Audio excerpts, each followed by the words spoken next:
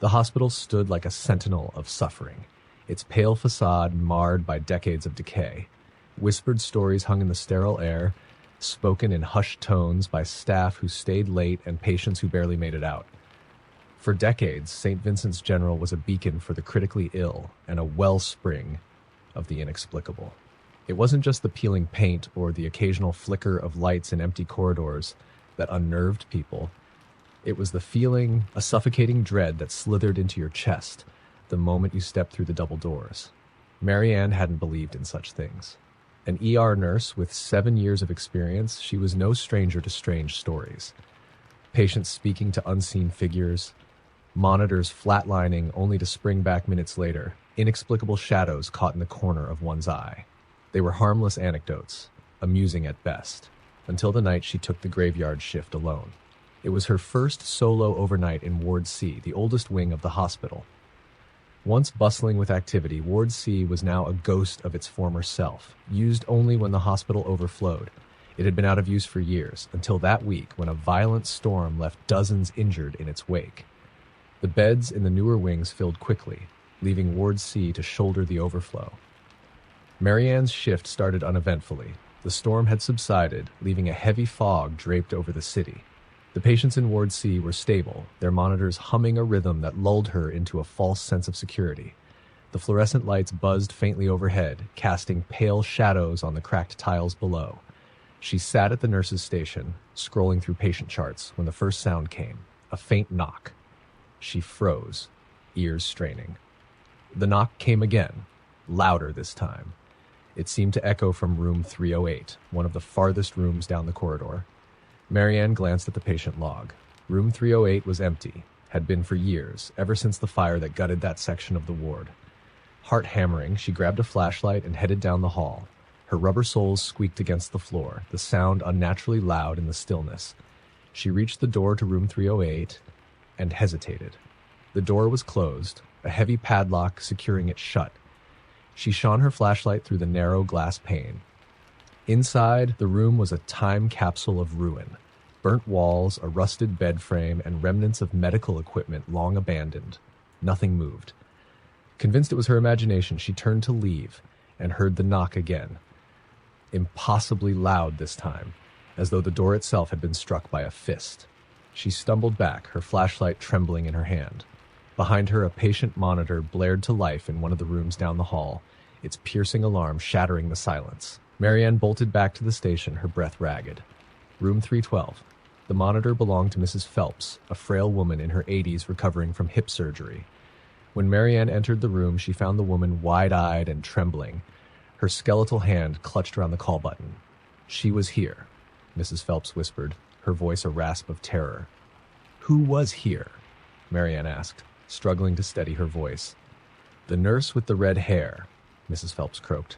"She stood right there, by the window." Marianne felt a chill creep up her spine. She was the only nurse on the floor that night. "Mrs. Phelps, there's no one here. You might have been dreaming." Mrs. Phelps shook her head violently, her brittle bones creaking with the effort. "She was here. She said the room was ready." Marianne's stomach twisted. She glanced at the window, but it was shut tight, the fog outside pressing against the glass like something alive.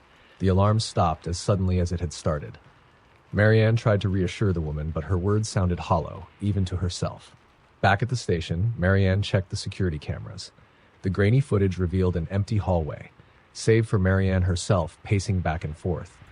No one else had been there, but something felt wrong. In the footage, just as Marianne turned away from room 308, a faint distortion flickered across the screen, like static rippling over an invisible figure. Her blood ran cold. The rest of the night was a blur of escalating dread. Doors opened and closed on their own. Lights flickered violently, plunging the ward into moments of suffocating darkness.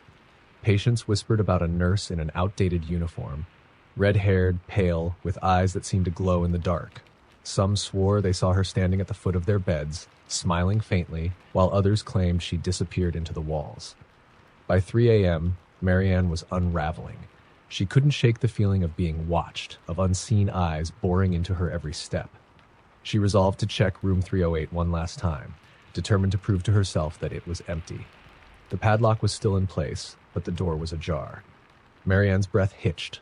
The lock dangled uselessly from the latch, its shackle bent as though wrenched apart by inhuman strength. She shone her flashlight inside, and the beam caught something that hadn't been there before. Fresh footprints in the ash-coated floor, leading to the center of the room. A low, guttural noise rose from the shadows. It sounded like a voice, warped and inhuman, whispering her name. Marianne. She stumbled back, tripping over her own feet as a dark figure emerged from the corner. It was the red-haired nurse. Her face was a mask of rot, skin sloughing off to reveal bone beneath. Her eyes burned like coals, fixed unblinkingly on Marianne. "They need a bed," the figure hissed, stepping closer. "They need your bed." Marianne screamed and bolted down the hall, her pulse a thunderous roar in her ears. Behind her, the lights flickered wildly, and the air grew thick with the stench of burnt flesh.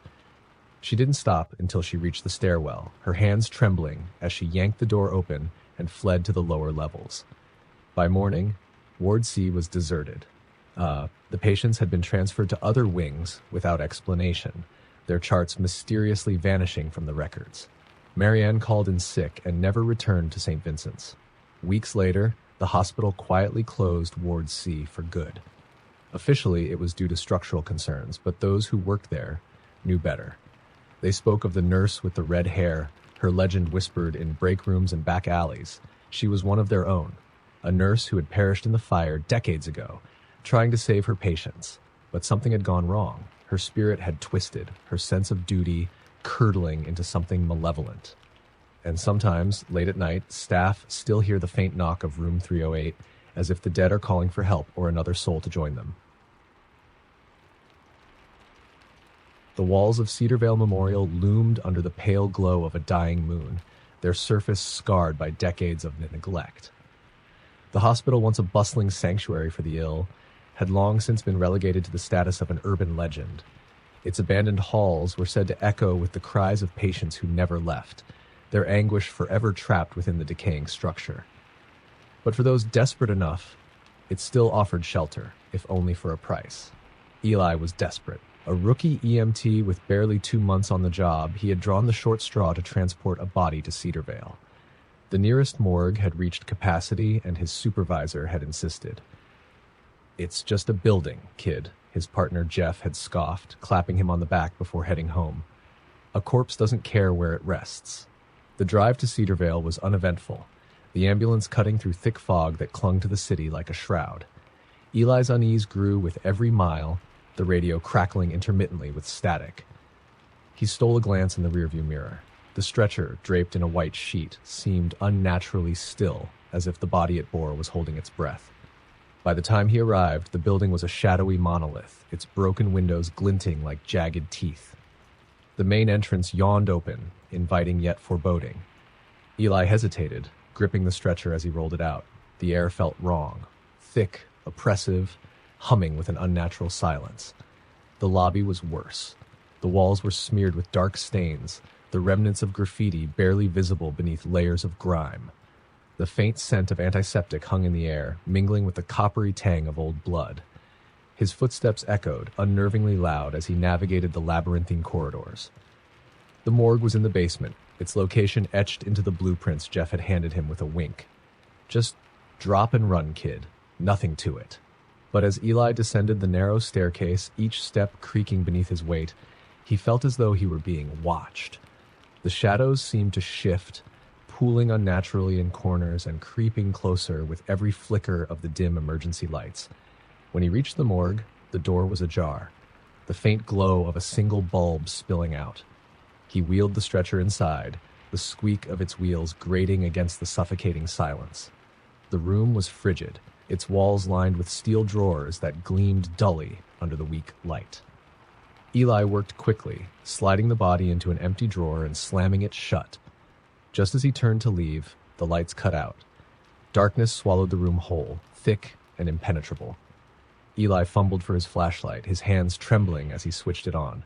The beam sliced through the black, illuminating the doorway, and the figure standing in it. At first, he thought it was a trick of the light, but as the figure stepped closer, its details became horrifyingly clear.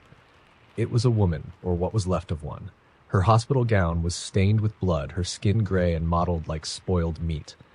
Hollow eyes stared at Eli, unblinking, as her lips curled into a grotesque smile. "Why did you leave me here?" she whispered, her voice a rasp that seemed to come from everywhere at once. Eli stumbled back, his flashlight shaking. I don't know you," he stammered, his voice barely above a whisper. The woman stepped closer, her movements jerky and unnatural, her head tilted at an impossible angle, her neck emitting a sickening crack. "You brought me here," she hissed. "You left me in the dark." Eli bolted, his pulse hammering in his ears. He sprinted up the stairs, the flashlight beam bouncing wildly. Behind him, the woman's footsteps echoed, impossibly fast and heavy. She was chasing him, her laughter rising in a cacophony of madness. He burst into the main corridor, his breath ragged.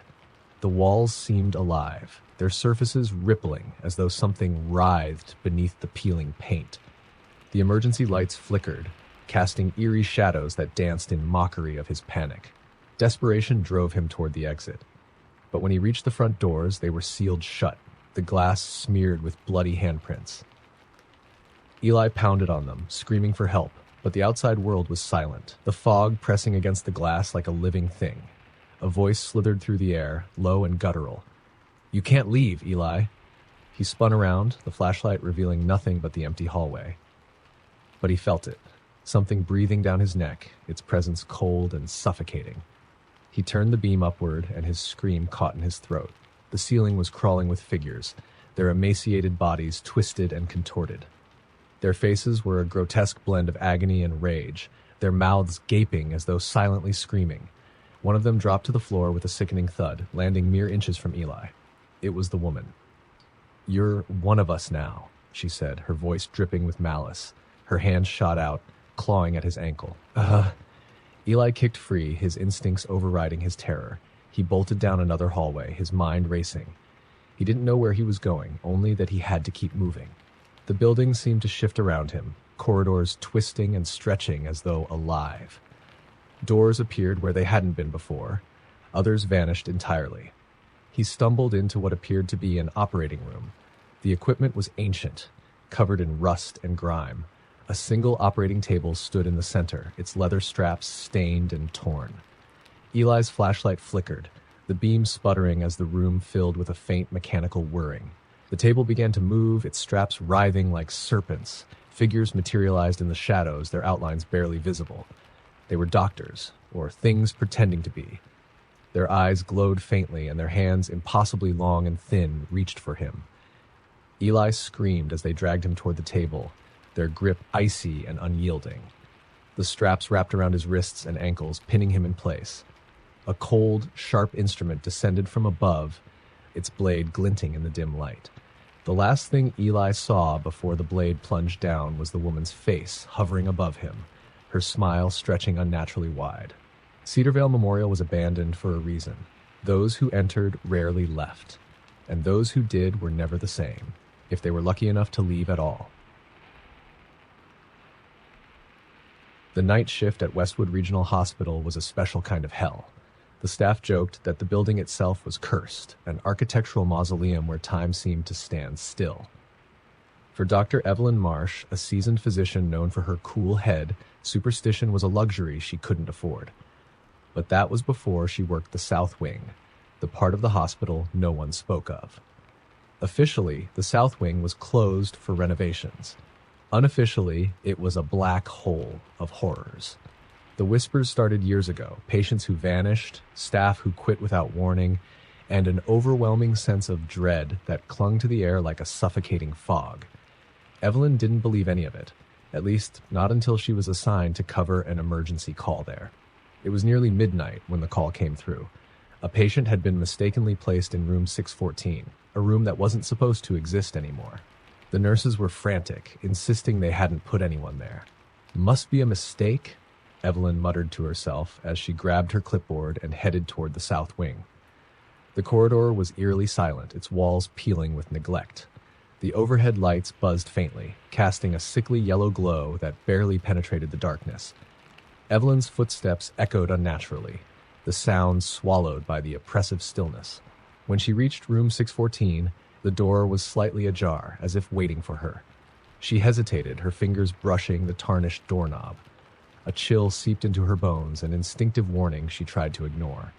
Pushing the door open, she stepped inside.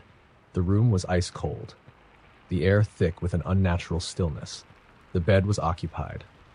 A man lay there, his face obscured by the shadows, his breathing shallow and labored. His medical chart hung at the foot of the bed, but it was blank. No name, no history, no vital signs. "Good evening," Evelyn said, her voice steady despite the unease gnawing at her.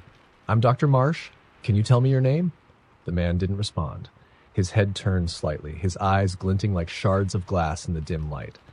Evelyn moved closer, her hands trembling as she reached for his wrist to check his pulse.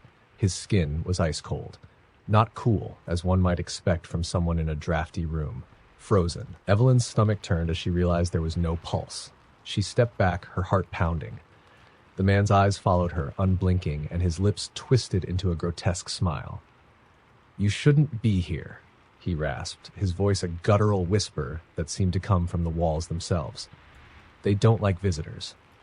Evelyn stumbled back toward the door, but it slammed shut with a deafening bang. She turned, her breath hitching in her throat. The man was no longer in the bed. The sheets lay flat and undisturbed as if he had never been there.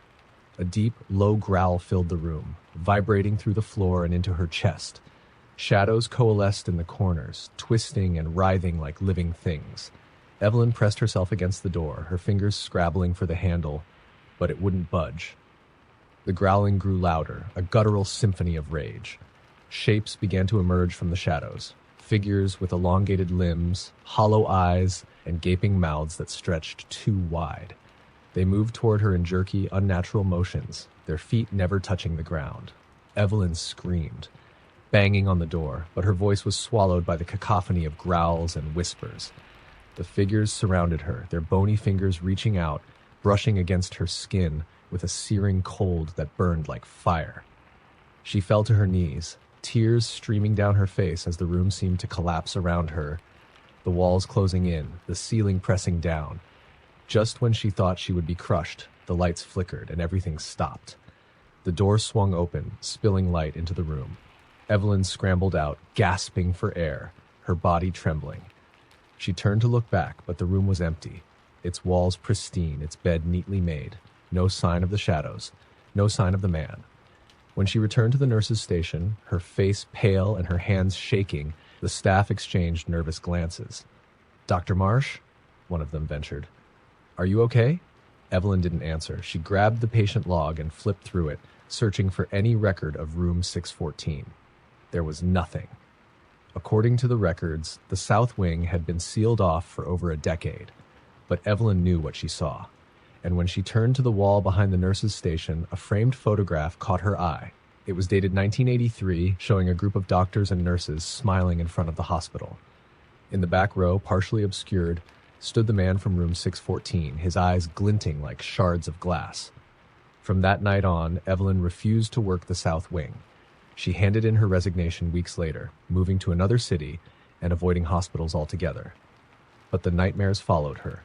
Dreams of cold hands, growling shadows, and a voice whispering, "They don't like visitors." She wasn't the first to see them, and she wouldn't be the last. The snowstorm came without warning, blanketing the small town in a suffocating silence. For paramedic Laura Bennett, it was just another obstacle in a long shift. She was called to transport a patient from the psychiatric ward at Ridgeway Hospital, an isolated facility perched on the outskirts of town.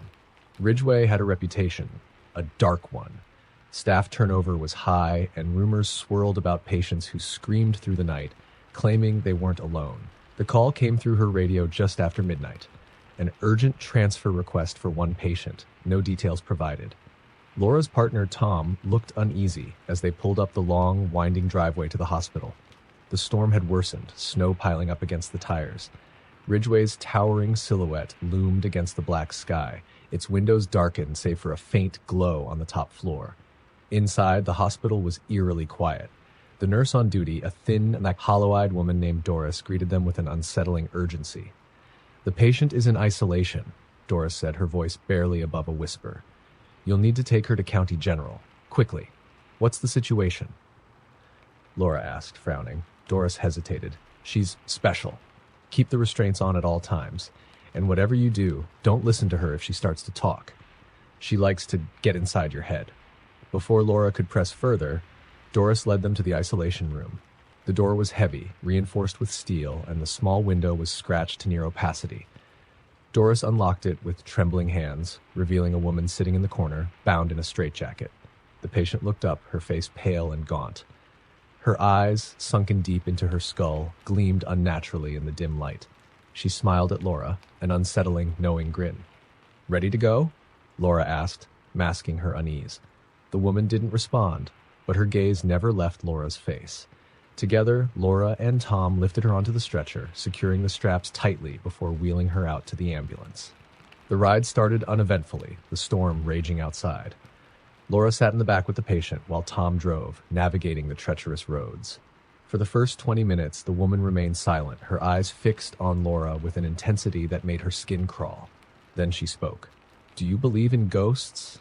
the woman asked, her voice soft and melodic. Laura ignored her, focusing on the patient chart she had been handed. It was empty, completely blank. She frowned, glancing at the woman. "Let's just stay quiet for now, okay?"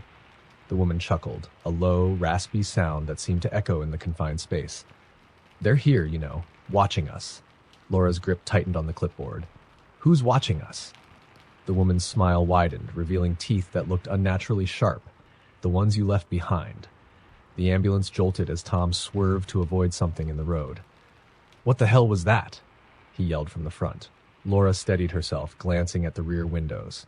Snow swirled in chaotic flurries, but she could have sworn she saw something moving out there, something tall and thin, slipping into the shadows. "Tom, keep your eyes on the road," she called. "We're almost there." The woman giggled, her laugh growing louder, more hysterical. "Oh no, you're not. They won't let you leave." "Enough," Laura snapped, her unease bubbling into anger. "Just stay quiet." The woman tilted her head, her neck bending at an unnatural angle. "You can't ignore them forever, Laura." Her name hit like a slap. Laura hadn't introduced herself. "How do you know my name?" she demanded, her voice sharp. The woman's smile vanished. "Because they told me, the ones you left behind. The man in the car, the girl in the river, they're waiting for you." Laura froze. Memories she had buried long ago surged to the surface. The accident when she was 19, the car she had hit in the rain, the lifeless bodies she couldn't save. She had told no one, not even Tom. "Shut up," Laura whispered, her hands trembling. The ambulance lurched to a stop. Tom yelled from the cab, "The engine's dead. We're stuck." The storm howled around them, shaking the vehicle. Laura turned back to the woman, but her seat was empty. The straps dangled limply as if she had melted away. Panic surged as she searched the ambulance, finding no sign of her. "Tom!" she shouted. "She's gone!" Tom opened the partition between the cab and the back, his face pale. "Gone? What do you mean, gone?" Before she could answer, the radio crackled to life, spewing static. Through the noise, a faint voice emerged, distorted and chilling. "Laura, why did you leave us?" The voice was unmistakable. It was the man from the accident, the one whose eyes had stared into hers as life slipped away. The static grew louder, drowning out her thoughts, until the back doors of the ambulance flew open with a deafening bang. The snowstorm roared in, carrying with it a figure shrouded in shadows. It was the patient, or something that looked like her. Her face was no longer human, her features stretched and twisted into a grotesque mask. Behind her, other shapes loomed, figures with hollow eyes and accusing stares. The man, the girl, and others Laura didn't recognize. Tom screamed, scrambling for the front, but the shapes were faster. They reached for him with hands that dissolved into mist, pulling him into the storm. His screams faded as the doors slammed shut. Laura was alone. The woman stepped closer, her voice a low, mocking whisper. "You can't run from them, Laura. You never could." Laura backed into a corner, clutching a scalpel she had grabbed from a nearby kit. "Stay away!" she screamed, but the woman only laughed. The shadows closed in, their whispers growing louder, suffocating her. As they enveloped her, she realized the truth. She had never left that rainy night, never escaped the guilt that gnawed at her soul. Ridgeway hadn't sent her a patient. It had sent her reckoning. By morning, the ambulance was found buried in a snowdrift. The engine was intact, but the interior was empty. No sign of Laura, Tom, or the patient. Locals say that on stormy nights, you can hear whispers in the wind, voices calling for help, pleading for release. But they're not looking for salvation. They're looking for you. The town of Blackridge had always whispered about the old St. Mary's Infirmary. It sat at the edge of the woods, abandoned for decades, its windows like dark eyes watching over the town. The infirmary's grim reputation stemmed from the 1930s, when a massive fire killed over 50 patients and staff. Official reports blamed faulty wiring, but survivors spoke of something worse, something that walked the halls that night, ensuring no one escaped. For Ellie Grayson, an urban explorer and aspiring filmmaker, the infirmary was an irresistible challenge. "This is going to make us legends," she told her friends, clutching her camera. "A haunted hospital at night? Instant gold." Her two companions, Sam and Rachel, weren't as enthusiastic, but they followed her anyway. "Just don't blame me if we end up cursed or something," Sam muttered as they approached the infirmary, its facade crumbling yet ominous under the moonlight. Inside, the air was stale and heavy, thick with the smell of mildew and something sour. Their flashlights cast jittery beams across peeling wallpaper and rusted gurneys. The infirmary's silence was deafening, broken only by their footsteps and the occasional drip of unseen water. Ellie set up her camera in the main hallway, its lens fixed on a decrepit nurse's station. "This is perfect," she whispered, her excitement palpable. "We'll start here and work our way up." Rachel shivered, glancing at a row of wheelchairs lined against the wall. "Do they look like they've moved to you?" Sam rolled his eyes. "Creepy furniture doesn't count as paranormal." They started their exploration on the first floor, finding mostly empty rooms and scattered medical equipment. But as they climbed higher, the atmosphere grew heavier, the darkness more oppressive. By the time they reached the third floor, their flashlights seemed weaker, if their beams barely cutting through the gloom. In one room, Ellie found an old patient ledger. The pages were brittle, the ink faded, but one entry caught her eye. "Patient 49, observation pending." She read it aloud, her voice echoing. "What do you think that means? Observation pending? Maybe they were studying them," Sam suggested, "like experiments or something." Rachel shifted uneasily. "Can we not talk about this? It's bad enough we're here." As they moved down the hall, a loud clang echoed behind them. They froze, spinning toward the sound. A gurney had rolled out of a nearby room, its wheels squeaking in protest. "Okay, that wasn't us," Rachel whispered, gripping Sam's arm. Ellie aimed her camera at the gurney. "Let's check it out." "Are you serious?" Sam hissed. "That's how people die in these stories." But Ellie was already moving, her flashlight trembling as she approached the room the gurney had come from.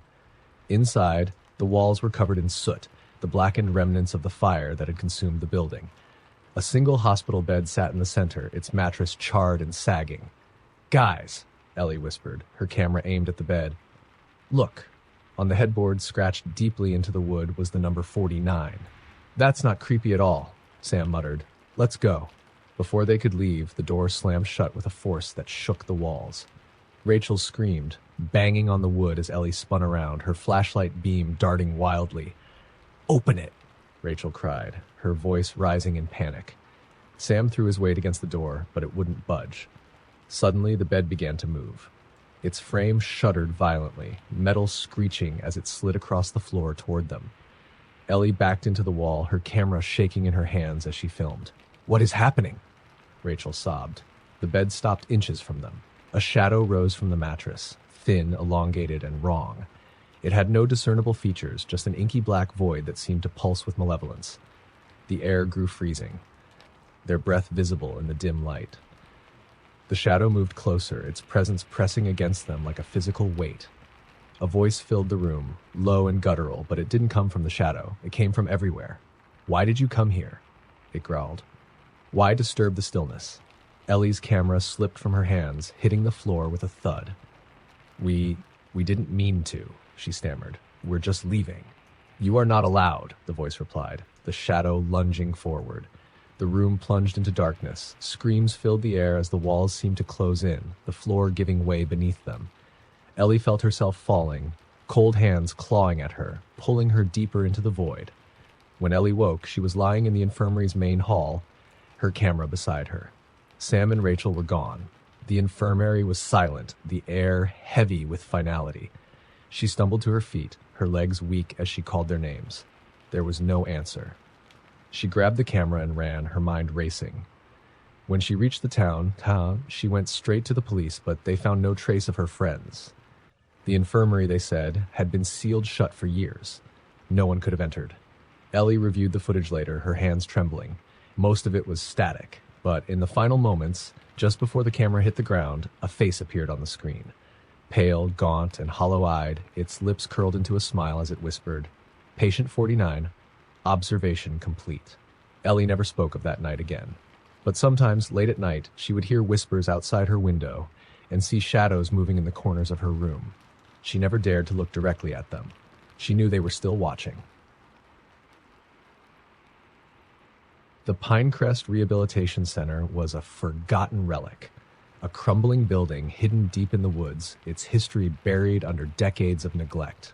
Locals whispered about its dark past, of patients abandoned and experiments conducted in the name of progress. No one went near it anymore. Not even the most reckless teenagers dared venture into its shadowy halls. But for Jason, a paranormal investigator desperate for a breakthrough, Pinecrest was an irresistible challenge. Armed with cameras, voice recorders, and a thermal imaging device, Jason arrived just as the sun set, casting long shadows across the decaying structure. He felt a mix of excitement and dread as he crossed the threshold. The air inside was stale, heavy with mildew and something metallic. The floor creaked underfoot, and the walls were scrawled with graffiti, some of it incoherent, some chillingly specific. "Get out! They watch!" Jason laughed nervously, his voice echoing in the cavernous lobby. "Probably just kids messing around," he muttered to himself, though the unease prickling the back of his neck told him otherwise. He set up his base in what had once been the nurse's station, a long abandoned desk cluttered with faded paperwork and rusted medical instruments. His first stop was the patient wards.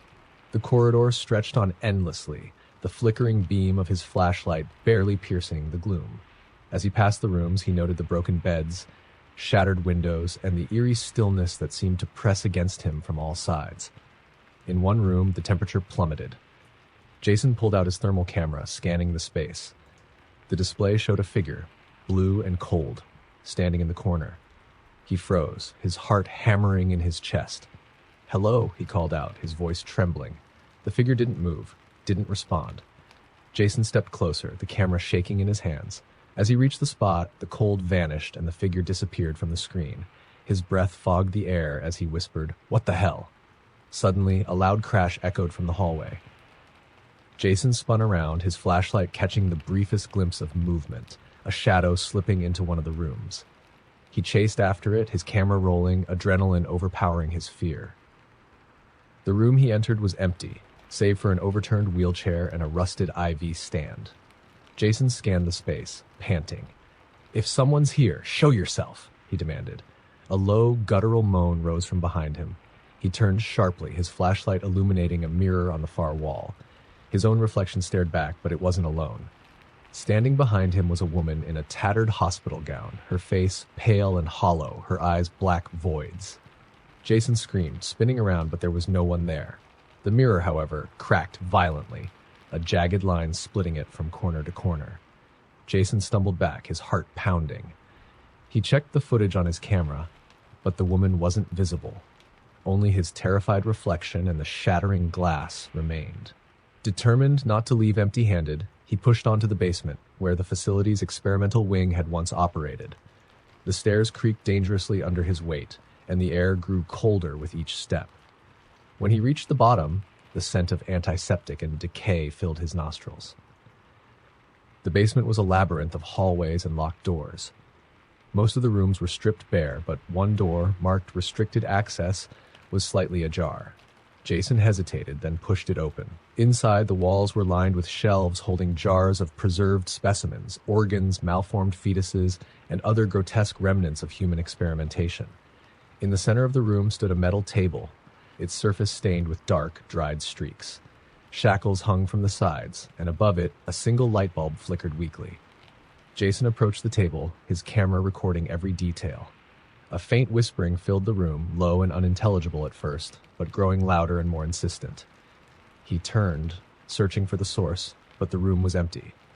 The whispers coalesced into words, spoken in a chorus of voices. "Join us. Jason dropped his camera, just spinning in circles as the shadows in the room thickened, taking shape. Figures emerged, patients, doctors, nurses, all mutilated, their faces twisted in expressions of agony and rage. Their eyes bore into him as they surrounded him, closing the distance with each breath. He backed against the table, his hands gripping the cold metal. "I didn't mean to disturb you," he cried. "I just wanted to document." "Stay," one of the figures hissed, its face inches from his. It was a man, his skull partially exposed, his teeth bared in a grotesque grin. "You came here. You're ours now." Jason screamed as the hands of the dead reached for him, their icy grip pulling him toward the table. The last thing he saw before the light bulb went out was his camera, its red recording light blinking steadily as the shadows consumed him. Days later, local authorities found Jason's car parked outside Pinecrest. Inside the building, they discovered his equipment scattered across the nurse's station. The footage on his camera was intact, but chilling. It ended abruptly, showing Jason's terrified face and the shadowy figures closing in.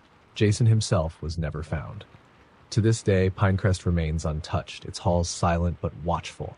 Some say if you listen closely at night, you can hear Jason's screams echoing through the woods. Others claim the shadows at Pinecrest have grown bolder, waiting for their next visitor to join their ranks. The Langston Memorial Asylum had been abandoned for over 50 years, but its reputation lingered like a dark cloud. Built in the early 1900s, it was infamous for its brutal treatment methods: ice baths, electroshock therapy, and worse. Dozens of patients had died within its walls, their deaths ruled as unavoidable, though whispers of malpractice told another story. When the asylum closed its doors after a patient riot in 1968, the building was left to rot, taking its secrets with it. Emma, a journalist with a penchant for the macabre, was drawn to the asylum like a moth to a flame. She had convinced herself it was just another story, another feature for her growing portfolio. The Asylum of Shadows, she called it, a title guaranteed to grab attention. Armed with her camera, recorder, and flashlight, she entered the asylum one cold November evening, determined to uncover the truth. The front doors creaked ominously as she pushed them open, revealing a vast lobby shrouded in darkness. Her flashlight illuminated peeling paint, overturned furniture, and graffiti scrawled across the walls. The air was damp and carried a faint metallic scent.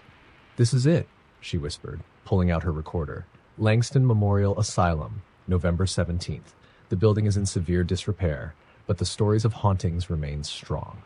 As Emma ventured deeper, the building seemed to close in around her. Hallways stretched into endless darkness, doors hung loosely on their hinges, and faint whispers seemed to echo from unseen corners. Her footsteps were unnervingly loud, the sound bouncing off the walls like a warning. The first floor was uneventful, filled with empty offices and supply closets.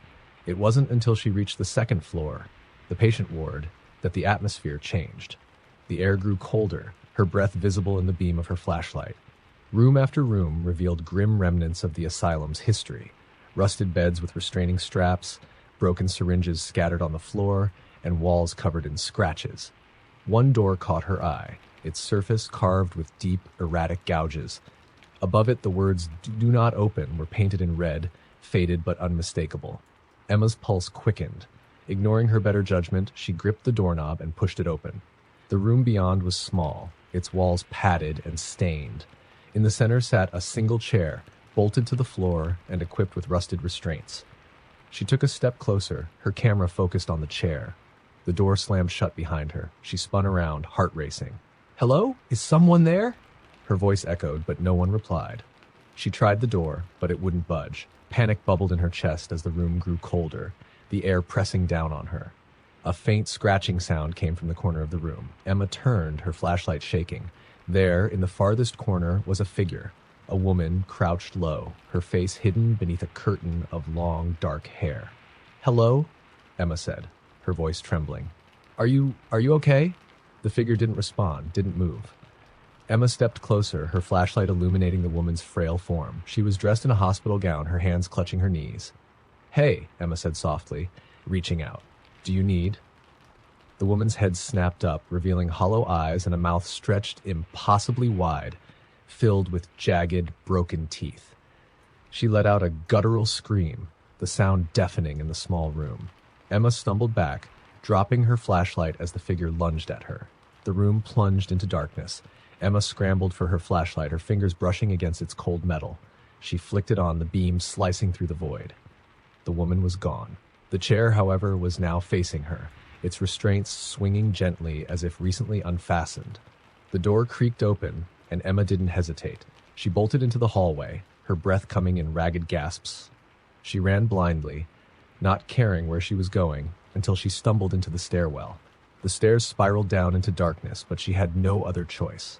She descended quickly, her flashlight barely illuminating the steps ahead.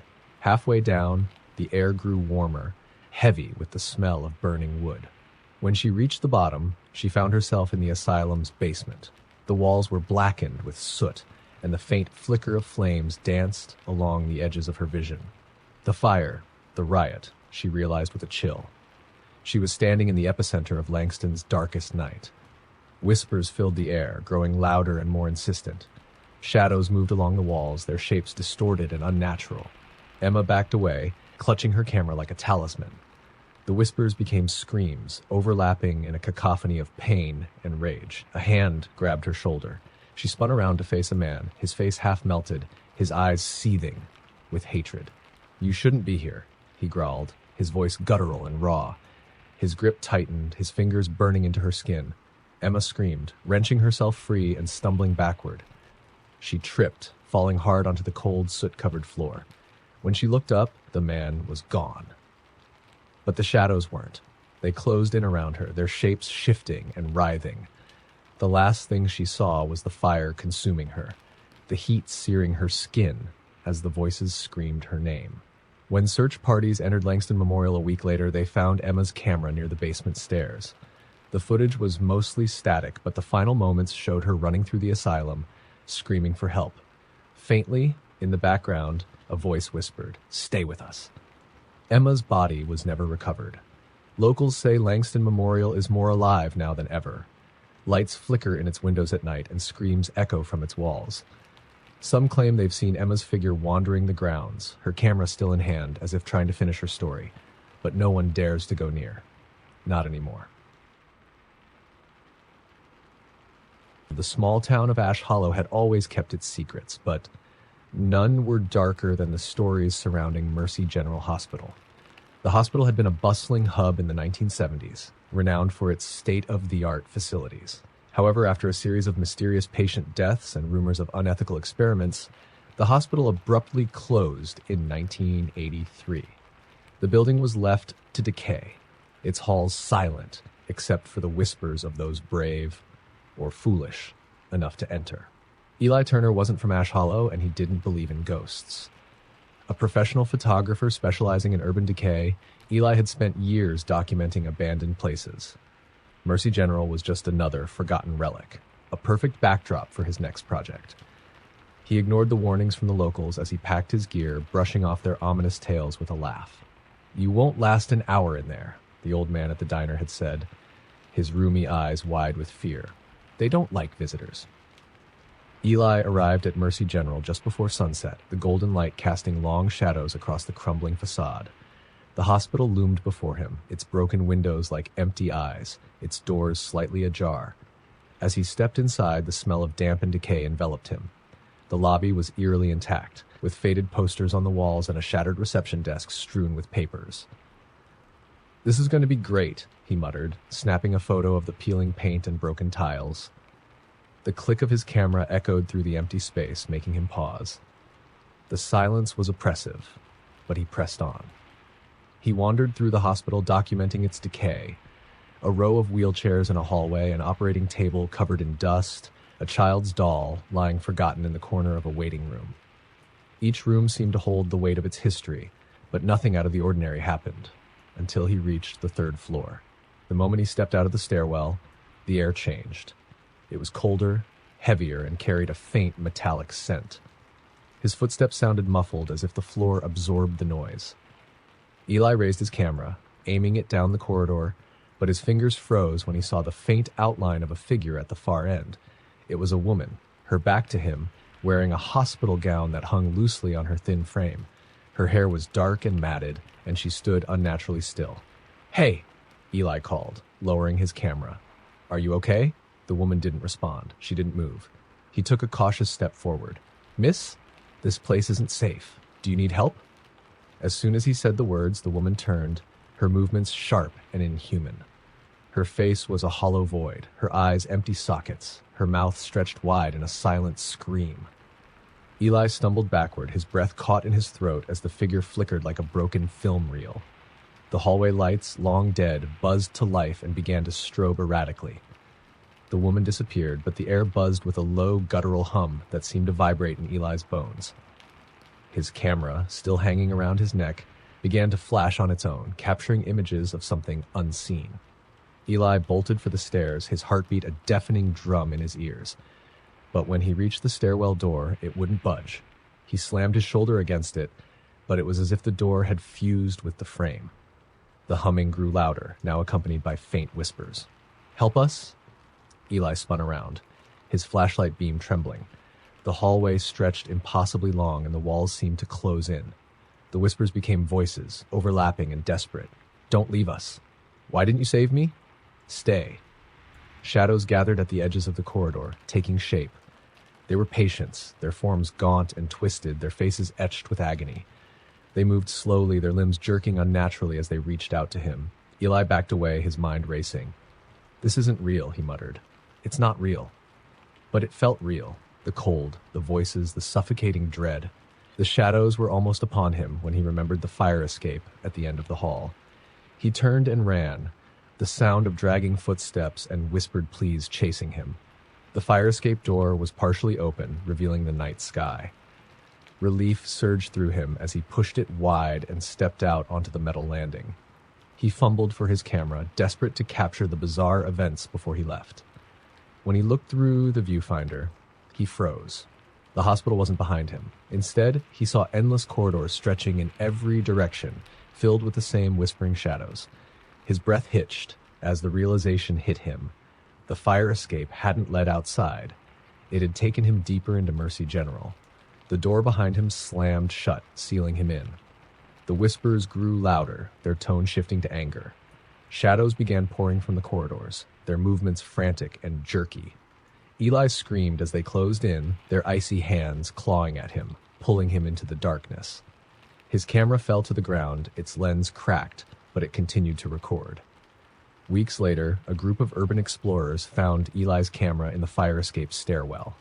The footage was intact, though the audio was garbled and distorted. The final moments showed Eli running down the hallway, his terrified face illuminated by the strobing lights. And then, just before the footage ended, a voice whispered clearly, "He's with us now." No one who has entered Mercy General since has returned. The hospital stands as it always has, watching, waiting, its halls echoing with the cries of the lost. St. Gertrude's Sanitarium sat atop a hill like a scar on the landscape, its Gothic architecture casting an ominous silhouette against the twilight sky. Abandoned for decades, it had been the site of countless ghost stories, each more chilling than the last.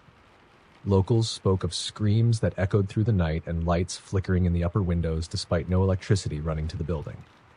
Despite the warnings, Rebecca, a freelance videographer with a fascination for haunted places, decided to document the infamous asylum for her online series.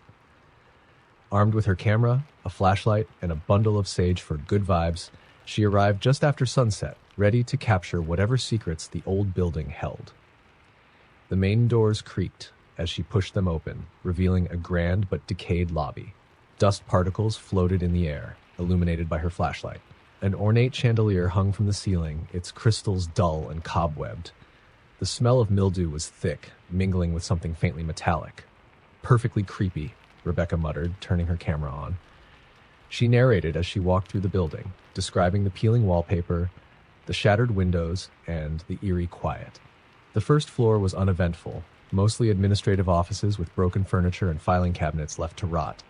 It wasn't until she reached the second floor that things began to feel wrong. The air was heavier, colder, and her flashlight flickered despite fresh batteries. "This place is definitely giving me the creeps," she said into the camera, her voice unnaturally loud in the silence. "Let's see if the patient wards have any ghostly residents." The corridor stretched out before her, lined with rooms on either side.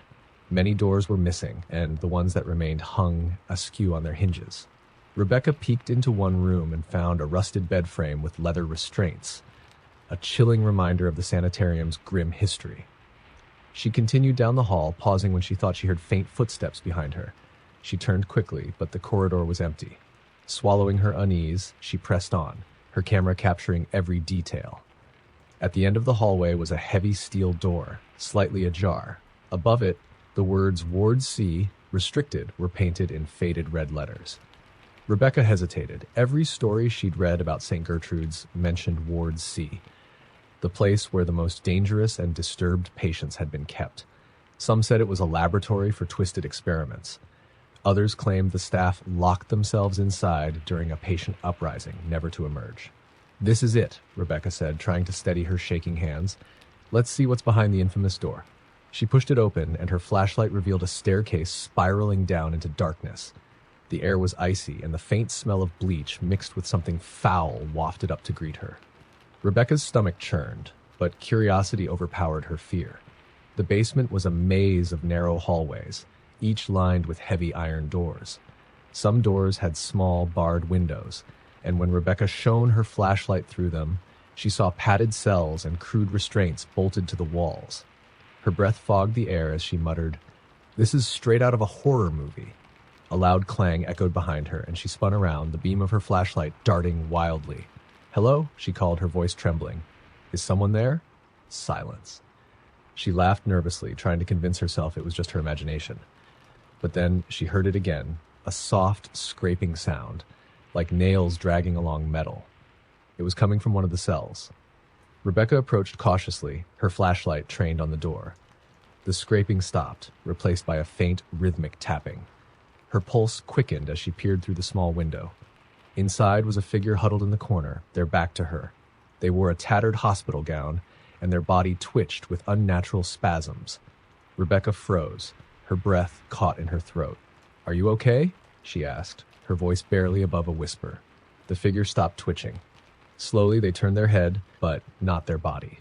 The movement was jerky, as if their neck was made of rusted gears. When their face came into view, Rebecca felt the blood drain from her body. Their eyes were hollow black pits, and their mouths stretched into a ghoulish grin that split their face from ear to ear. They began to laugh, a high-pitched, maniacal sound that echoed through the basement. Rebecca stumbled backward, her camera shaking in her hands. She turned to run, but froze when she saw the corridor stretching infinitely in both directions. The way back was gone, replaced by endless rows of doors. The laughter grew louder, and now it wasn't coming from just one voice. It was a cacophony, rising from every cell around her. Hands began clawing at the barred windows, pale and skeletal, their fingers bending in impossible ways. "Get away from me!" Rebecca screamed, bolting down the corridor. The walls seemed to close in, the laughter chasing her like a living thing. She turned a corner and found herself in a large room filled with rusted medical equipment. In the center was an operating table, its surface stained dark with old blood. A single light bulb flickered above it, casting the room in a sickly yellow glow. "Please," she whispered, tears streaming down her face. "I just want to leave." The door slammed shut behind her. The laughter stopped, replaced by a suffocating silence. Rebecca turned, her flashlight flickering as she scanned the room. A shadow moved in the corner, growing larger and more defined. It stepped into the light, revealing a doctor in a blood-stained coat, his face obscured by a surgical mask. His eyes gleamed with malice as he raised a long, rusted scalpel. "You're just in time for your procedure," he said, his voice cold and emotionless. Rebecca screamed as he lunged toward her. The flashlight fell from her hands, this staff plunging the room into darkness. When a group of urban explorers entered St. Gertrude's weeks later, they found Rebecca's camera lying on the basement floor. The final recording showed her running through the corridors, her panicked cries echoing in the background. In the last frame, the camera captured a single, chilling image, the face of the grinning patient staring directly into the lens. Rebecca was never seen again. But some nights, when the wind is right, locals swear they can hear her screams drifting down from the hill, mingled with laughter.